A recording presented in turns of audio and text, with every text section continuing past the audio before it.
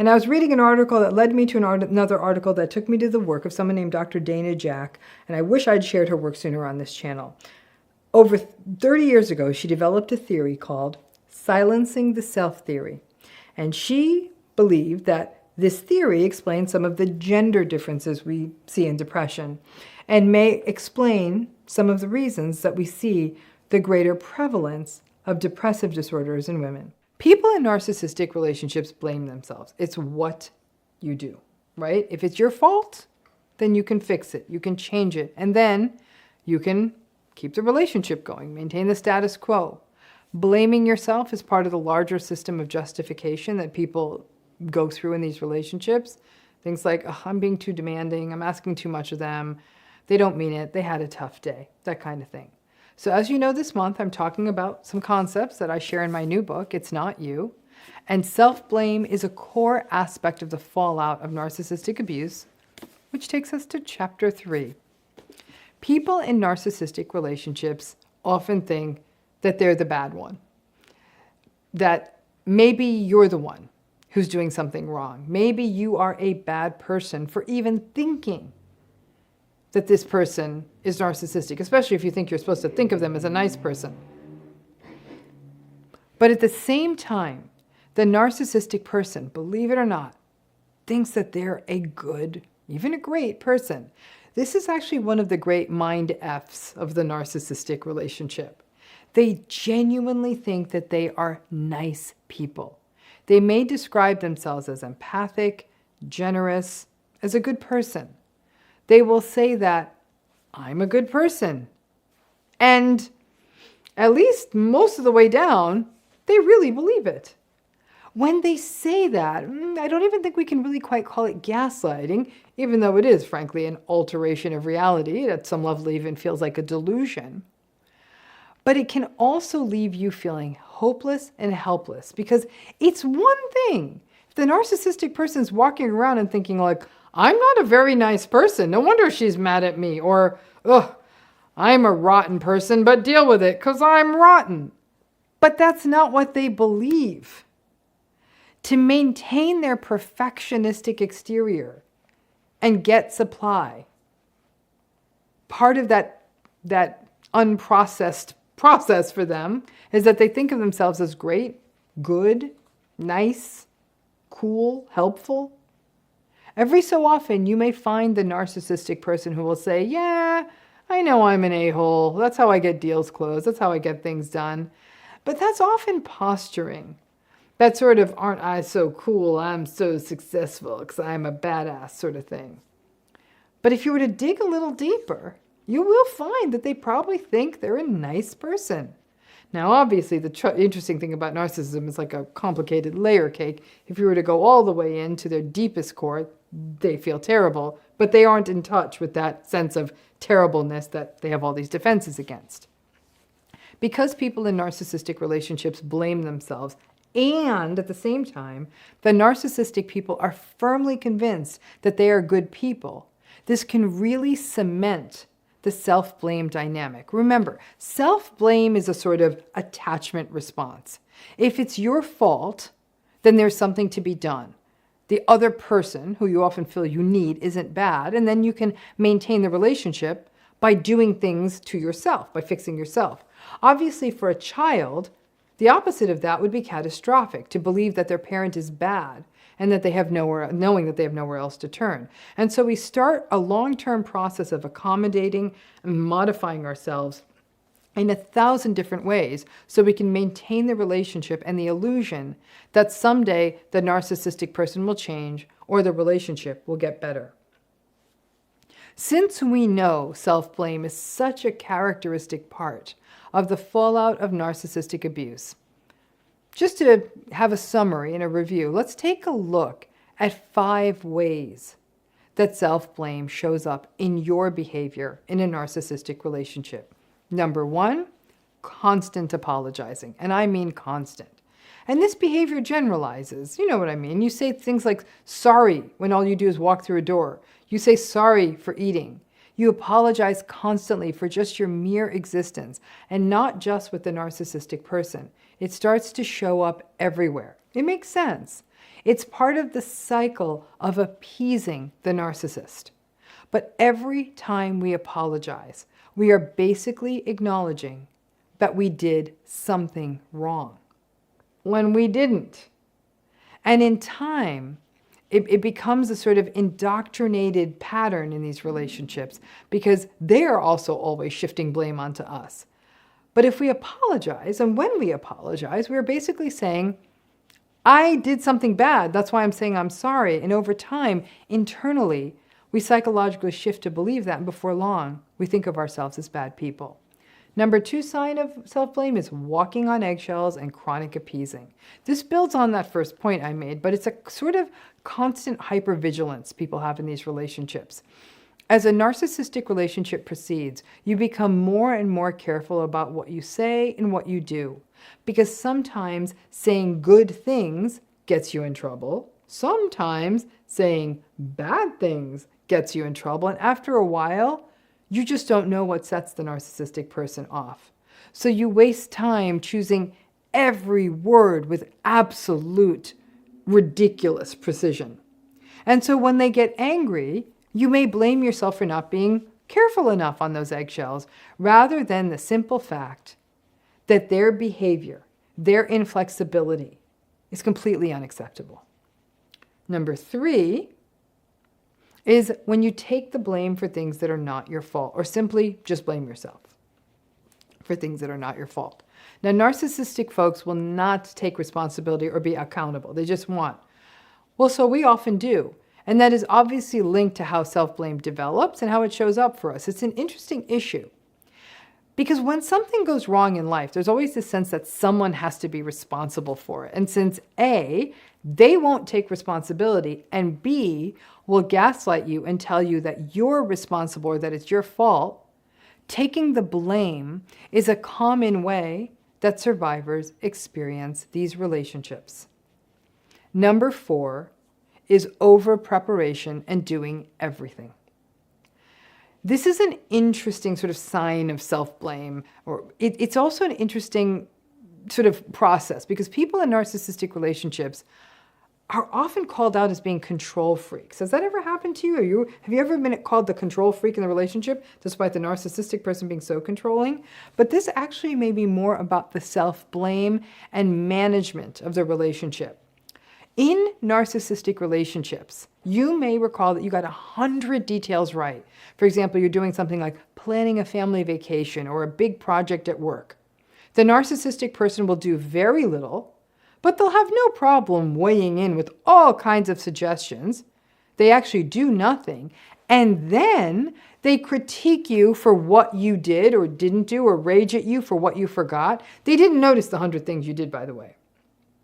So this can result in a correction in this can result in a correction in people who are in narcissistic relationships. And you just keep trying to get it righter and righter. You pack for every contingency that could go wrong on the trip and still try to fit it all into a carry-on bag because they won't check the bags. You overthink the details. So much of this relates to the idea that it's always your fault when things go wrong. So by trying to overdo, over-prepare, try to manage every little detail, you try to get it perfect so you don't have to either literally incur the wrath of the narcissistic person or hear their internalized voice, even if they're out of your life. Oh, you got it wrong again. All of this can mean that you spend far more time doing stuff than you need to, or with more detail than anybody else. Number 5 sign of self-blame is mind reading. The idea that you actually believe you need to or can read someone else's mind to anticipate their needs. It's absolutely ridiculous, and yet it's how most people in narcissistic relationships have to function. The narcissistic person is entitled enough to believe that you should have known what they were thinking and genuinely anticipated what they wanted or needed, and even how they wanted you to respond. So you may genuinely think you can do those things. And so when things go wrong, instead of recognizing that they're being unreasonable, and also that it is impossible to read another person's mind, that an adult is responsible for communicating what they need, you may fall into a cycle of, damn it, I should have known that. I should have expected that. In some cases, survivors may even feel as though they were selfish for not being able to mind read. The blame shifting and unrealistic expectations of the narcissistic relationship and the tendency for survivors to blame themselves can result in this unrealistic expectation that if we could just figure out what they want, everything would be fine. I have more patterns included in this book, so please go check it out and learn about the rest of them, because they may be part of how you have responded to the relationship.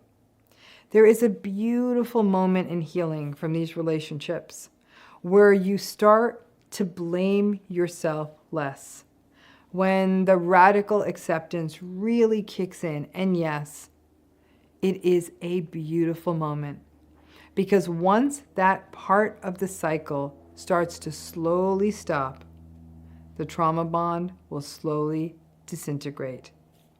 When it comes to thinking about self-blame, and every time you keep wondering, was this my fault? Is it me? Remember, it's not you.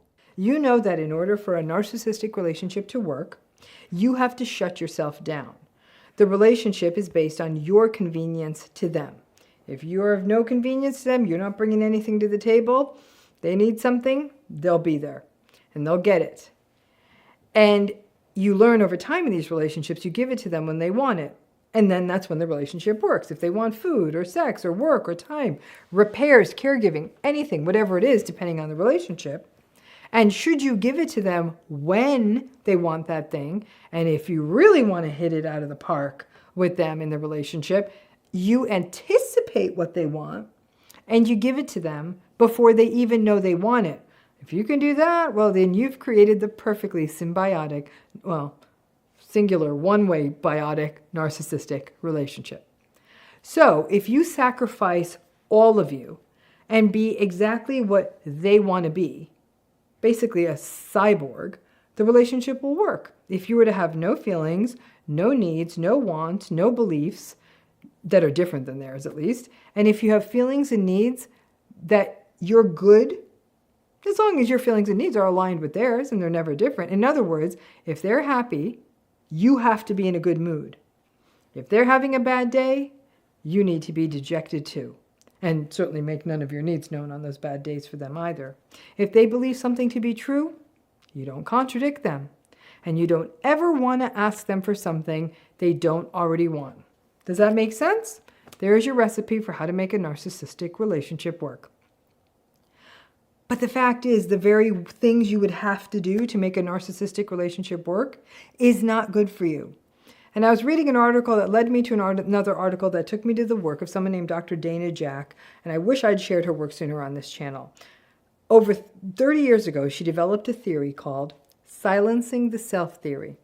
And she believed that this theory explains some of the gender differences we see in depression and may explain some of the reasons that we see the greater prevalence of depressive disorders in women.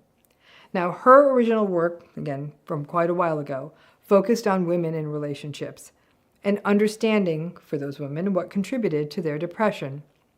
She looked at them over time, and what she observed is that the depressed women silenced themselves. They silenced themselves so they wouldn't anger their partner or to avoid verbal abuse or even physical abuse. The more they did this, the less they were connected to themselves, and they felt lots of negative feelings about this, including shame. Basically, the women she was studying were silencing themselves to survive in these relationships or make them work, and were acting in a way that was considered to be the way a woman was supposed to act. And they did that in order to get through the days, the weeks, and the years. And while things might have seemed like they were working, inside they were feeling worse and worse, and this could and often did culminate in clinical depression. Her work takes on the idea that people who are less empowered, and her work has been women, but they're given a bill of goods on how they're supposed to be in their relationships, according to what the world tells them to be, which is basically in a gendered, binary, is that you have to give in, take care of other people, shut up, and put up. And then when a woman gets stuck in these relationships, she blames herself. Does any of this sound familiar? It should, because as I read her papers, it hit me that self-silencing is what happens in every narcissistic relationship. And since Dr. Jack is suggesting that if someone self-silences, and that's associated with depression, well, then that makes sense, doesn't it? Most people in narcissistic relationships self-silence and self-silence for a long time. And while, yes, there's a subset of people who do get angry and get into it with the narcissistic person, the vast majority of people over time self-silence. It's the only way these relationships would persist. Now, Dr. Jack's take on this idea of silencing the self takes in different patterns, including a person evaluating themselves on the basis of standards that other people hold, that caring for other people is more important than your own needs, keeping quiet about expressing yourself to keep a relationship intact, and looking happy in a relationship on the outside while being pissed off or miserable inside. Again, all of this sounds familiar to anyone who's been in a narcissistic relationship, right? These are very similar to what happens to folks in any kind of relationship with an antagonistic or narcissistic person. Not all, of course, but ultimately that over time, a person needs to silence their needs and wants and be what the other person needs them to be to avoid conflict, to stay safe. That's the core of a narcissistic relationship. And Dr. Jack was not studying narcissistic relationships per se, but is merely studying what happens to people who developed depression or had significant levels of depression and what was happening within them. Dr. Jack wasn't concerning herself with what the other person in the relationship was doing. Now, part of the reason that there's so much confusion, even in the field of mental health, but certainly for survivors, is how so much of this work on what people do themselves in relationships when they cannot safely be themselves, it all overlaps, right? But I think we can learn from these overlaps that there is something that happens to a person who has less power in a relationship and feels a social, a societal, or a personal pressure to silence themselves, to stay safe and feel safe in a relationship. The basic math is that when you cannot be your authentic self in a relationship, it's never going to be good for you. And the fact is, you cannot show up and be yourself in a narcissistic relationship. Therefore, logically, it stands that narcissistic relationships are not good for you. At least that's my take on it. Other people may disagree. Now, given the strong association of self-silencing and depression, and given that this sort of self-silencing happens in narcissistic relationships, the next part of the science puzzle is to explore those relationships more, right? Which is something we're about to do in research I'm conducting on this. The more we have the theoretical and the data support for all of this, the more we can study this and figure out what can help people in toxic relationships. Got to stay tuned because the research is what's going to sort of turn this ship and give more attention to it. And we will feature links to Dr. Jack's research in the video notes if you're interested. And again, I'm on a science jag lately because, again, I'm pushing forward with folks on our own research into narcissistic relationship and what happens to people in them. But it's always a good idea to bring the science into this space so you can see that this isn't just sort of opinion or this is all in your head. It's very, very real. I'm going to put this to you as a question. How many of you found that over time that the way you talk to yourself is actually meaner than the way that the narcissist often talks to you? Give me that one in the comments and let's talk about this. Because this is what happens over time in narcissistic relationships. People start talking to themselves more mean than the narcissist talks to them. So let's start by thinking about the anatomy of a narcissistic relationship. Love bomb, devalue, future fake, gaslight, discard, hoover, on and on. You know how it works, right? As time goes on, even if you do understand what is happening to you, it's still quite likely that you're going to end up blaming yourself, doubting yourself, and even gaslighting or future faking yourself. You tell yourself that things will get better. You make deals with yourself. You say, I will do this or I will do that, and then I will make things better. You self-gaslight. You not only doubt yourself, you speak badly about yourself. You devalue yourself. You invalidate yourself. You minimize yourself. You call yourself stupid or crazy or worse. That's self-harming behavior, isn't it? And then over time, one of the worst things that can happen in a narcissistic relationship happens. We literally become our own perpetrators. It's as though we have so internalized the patterns of the narcissistic relationship. Perhaps we've mirrored them. Perhaps we're trying to get ahead of them. But we literally start doing to ourselves what the narcissists do to us. And it becomes an inner voice we can't get out of our heads. And that creates an even bleaker pattern.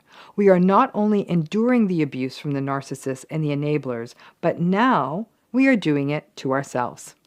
As a result, the negative talk, whether it's from the outside, from the narcissistic folks or the enablers, or the self-talk from ourselves, starts to become the only voice that we hear.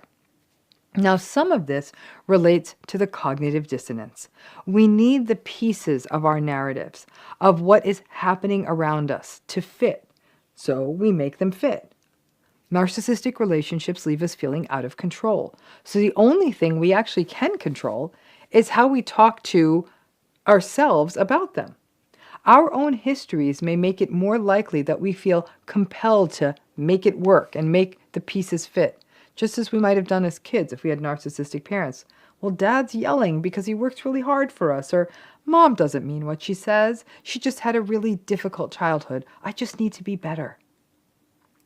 Well, if we want to make all of these conflicting pieces fit, just the way we did as kids, we may end up telling ourselves stories about ourselves. Oh, well, they aren't that bad. I'm the one who's too sensitive. I'm the one who's broken. I'm the one who's damaged because I came from a broken and damaged family, or I am doomed to only being in this kind of relationship. So I think I just need to put up and shut up. Maybe I just love drama. And we end up mirroring the patterns that we are observing. We basically talk to ourselves the way that the narcissists talk to us.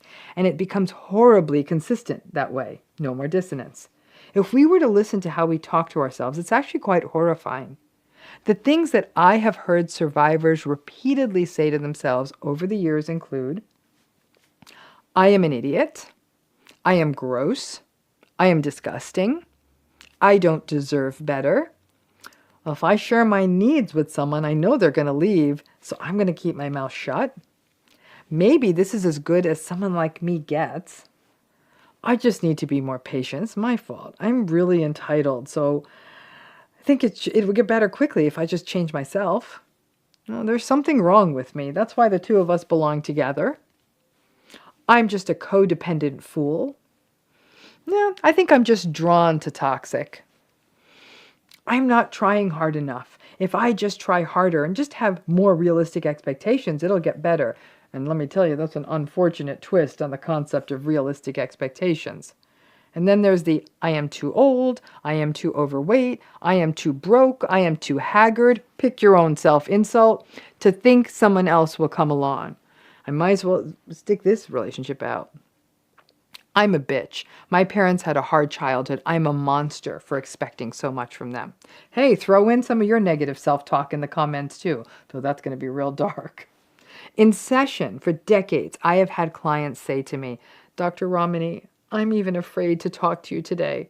I am so embarrassed at what I did, and you are going to hate me and lose all respect for me.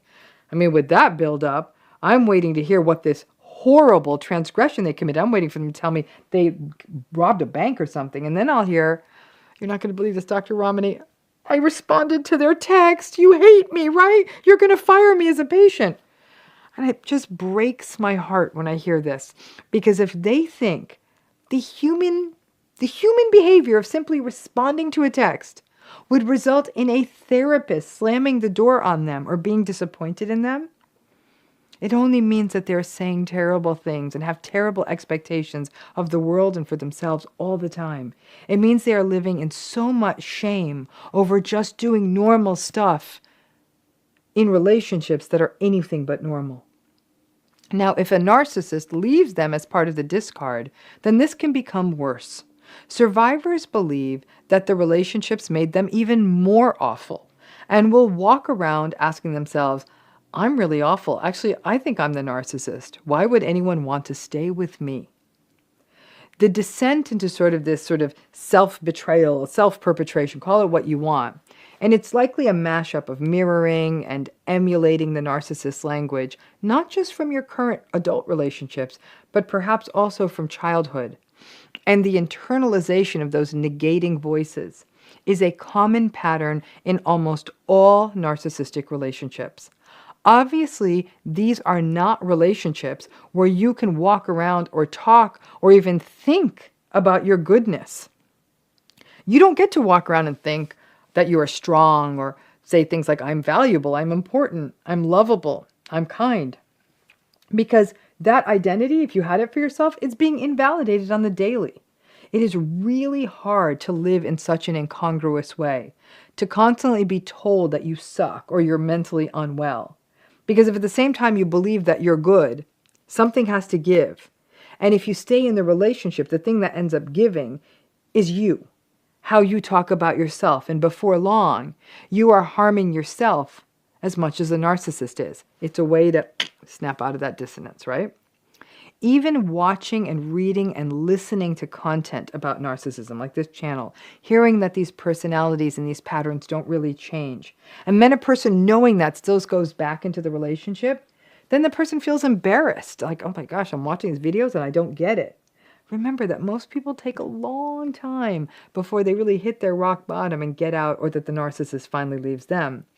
And then going back fuels the, oh, I'm so stupid. Or maybe for someone as dumb as me, this is it, because I keep going back. And even when someone finally may get out of a narcissistic or antagonistic relationship, they may continue this kind of self-harming talk by saying things like, I'm such an idiot that it took me 30 years to figure it out. Now, other things start to slip when we are in narcissistic relationships. We stop taking care of our health. We may not eat well, or take our medications, or get regular health care, or pursue interests that we care deeply about, or even keep up our space, our home, whatever, as well as we could, or as the way we want, or stop maintaining healthy relationships, or even stop having goals or dreams or aspirations. With everything being invalidated, your life can feel like it devolves into a why bother? And then a person looks around and says, well, look at my life, it's a mess. I don't do anything. I feel like crap, so it must be me. I suck. I'm no good. But the life force gets sucked out of us in these narcissistic relationships. So here is a thought and something to try. I want you to think of how you talk to yourself as an adult, right? The things you say to yourself, the ways you view yourself. Then I want you to find a picture of yourself as a small child. And I want you to say those things to that picture. Really, look at that beautiful wee little picture of you, cute as can be, and tell that little you that they're an idiot, or they're foolish or damaged. This isn't easy to do. I want you to give it a shot, so you stop doing it to yourself now, because you're the same person. And sadly, I know for some of you, these things were said to you at that little person age, but do it. Tell that beautiful small you the things you say to yourself now. It's a picture, but you'll feel it. It doesn't feel good. In fact, it's painful. And it may be too painful, which I understand. And if this exercise feels triggering, you don't feel compelled to do it with a therapist or someone guiding you. But that little you is the same spirit in the big you. Please stop talking to yourself that way. It's not okay. Somehow the visual of saying it to even the image of an innocent child may snap you back into how awful these things you are saying to yourself really are. The way we talk to ourselves shapes our reality. When we tell ourselves that we are damaged or stupid, we lean into that identity. To me, that is the ultimate tragedy of narcissistic abuse. We harm ourselves and reality every day by using the language of the narcissist to refer to ourselves, because you are still that little person carrying those core wounds. So when you want to use all of that damaging language to talk about yourself, please stop. I get it. You learn to talk this way about yourself and about yourself after a long time of hearing it and doing it. But it's time to stop. Catch yourself. The narcissist will still invalidate, but it's time for you to learn a new vocabulary and to stop doing the narcissistic people's dirty work. So for a narcissistic relationship to work, you have to give in to what works for the narcissistic person. That's the basic and most singular rule of engagement in these relationships. Now, this doesn't happen overnight. It happens very slowly. Slowly but surely, initially you might have even held your ground, gotten into the arguments, but you slowly stop holding your ground. You hold back more. You walk on eggshells. You may stop contradicting them or even hope that they are listening. But in addition to that, there is something even more nefarious happening. You slowly but surely learn to turn off your light. It doesn't happen all at once. These are relationships, like I said, of indoctrination, of the slow burn. You don't consciously wake up one day and say, I'm going to focus on making myself small and I'm going to make sure I don't excel or shine. But we almost get, for lack of a better word, I'm going to say, we almost get trained in these relationships to not have our light shine. And there are a few reasons for this.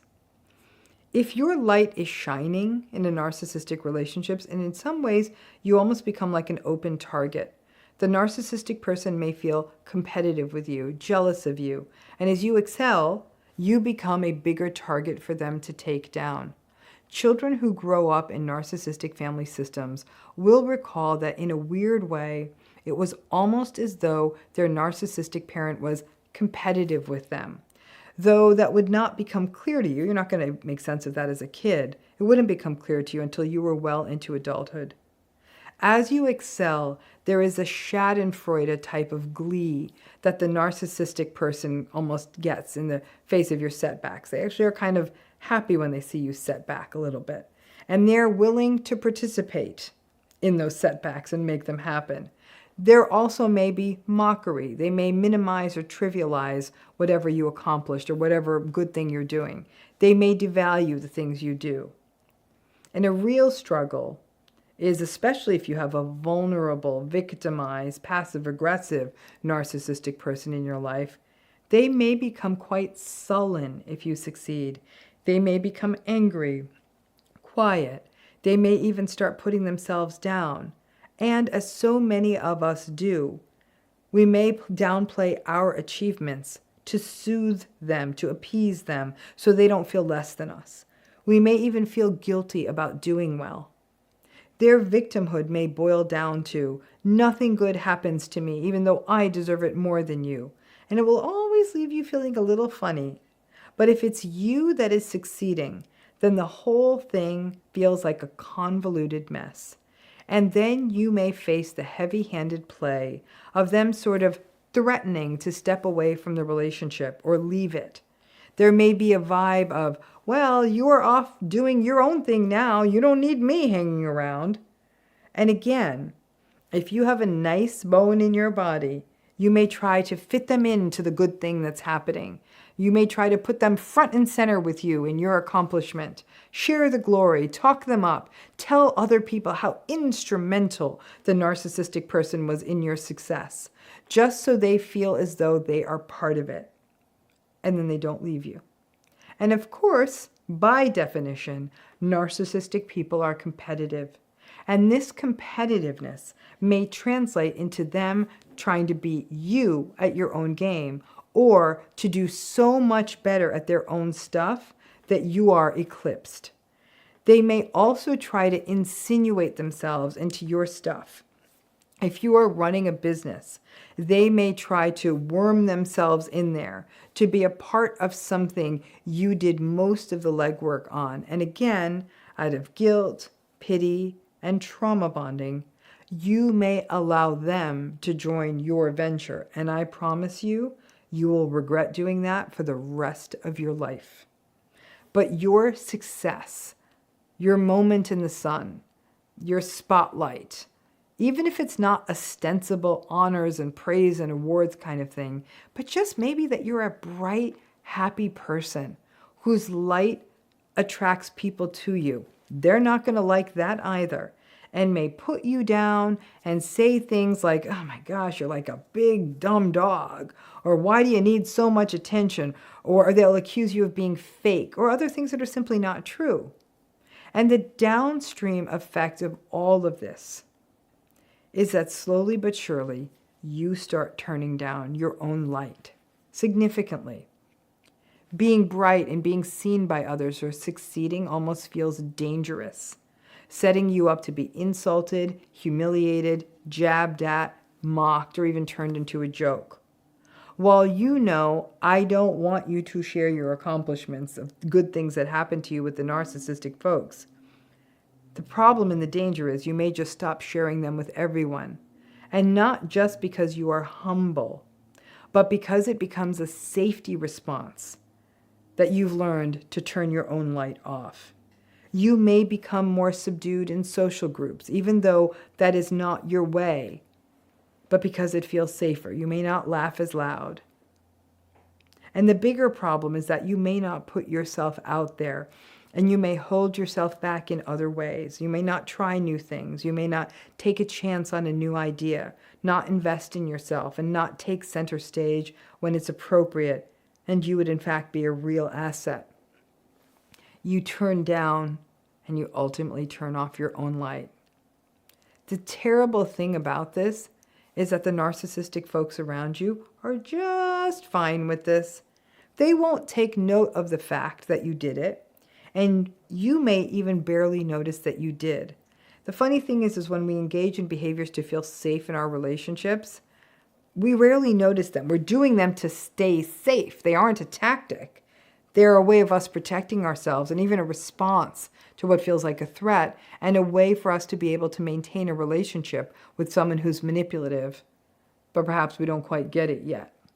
And as you keep turning your light down, theirs can continue to shine, which, like I said, is an imbalance and an asymmetry that they're okay with. The sense people get, whether when they're growing up with narcissistic parents or being in narcissistic relationships, is that basically not existing is the safest place to be. So as a result, keeping yourself subdued and quiet and unseen becomes safety, and your light gets turned off. And this has major ramifications for healing, because as you navigate your way through radical acceptance and grief and guilt, you will get to a place of autonomy and individuation. That time when you start getting to be you allowing you to be in the world as yourself, and either learning to not give a damn about what the narcissistic person thinks, or they're out of your life. And then you find that little pull cord or switch to turn, like a light switch on your back, and slowly turn it on. And when you first do it, it'll feel like the light is dimmed, and then you will slowly make it brighter, move that dimmer switch up. And even as you initially do this, you will be waiting for someone to jump out and call you out and say, oh gosh, you're such a show-off, to make fun of you, to berate you, to shame you. It's a sort of hypervigilance that people who have been through narcissistic abuse have about being seen, especially in the early phases of healing. When we do these things to maintain and stay safe in our relationships, we also tell ourselves stories to make it fit. We tell ourselves that we don't have much to say, that we aren't that good at things, that it's hubris or bad form for us to draw attention to ourselves, that we are attention-seeking exhibitionists for simply wanting to share something that we know. This is how narcissistic people control us and keep us down. And this is why turning your light back on, coming into yourself, and learning to disengage from their opinions of you is so important. Because when it comes down to it, they aren't noticing you enough to really know what you are doing. Narcissistic people are better programmed to view folks as threats than to really take notice of what you are genuinely doing. And so shutting you down allows them to maintain power. Their criticism of you isn't even based on them knowing what you are about. It's merely a projection of their insecurity. I say this at length in my book, and I reinforce it here. You have to turn that light of yours back on for no other reason than the world needs what you can offer it, your ideas, your creativity, your knowledge, your true you. And I am not saying this as a vapid positive pump up. I am saying this as seriously. You may know shit we need to know, and you not sharing it may actually be slowing progress down for lots of people. It's a tentative crawling back for you, and it's a tentative emergence. I remember as a kid wanting to be seen like this, watching with absolutely rapt curiosity at kids who were seen like this and wondering what it felt like. It's actually bizarre that I share my work publicly because I still to this day do believe, who the hell do I think I am doing this in front of a camera? And I do wonder how much of my introversion is really me and how much of it is the safety of my preference for not being seen. I'm not saying that any of this is easy. It's not.